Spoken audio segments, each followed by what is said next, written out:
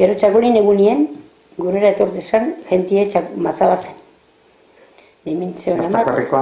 Bai, ogarrekoa eta matzak apurtuten etorte zen, Jose Zorrotzeko. Badien eite, Jose Zorrotza. Da etorriten zen, txistuk eta kanteka, kuxien. Da jentu zen frakaluzi gorantza dobleu, portoztu, eta eukegin dunan arri bat, lehenako arri izaten zana, tresnak eta garbitako, arrizko esaten zana, anarrien zesto bat imini. Azestoa bete matzez, da Joseek, hortozik, egun guztien matzak apurtuten. Holan txiberitza. Eta noran jausten zen matza? Tineku batera. Tineku batera. Tinekuek aieka erdibitu iten zuzen, barrikek. Barrikek. Da ibinten zen, araza botaten zen, joaten zen txakoline, txilor biztlan.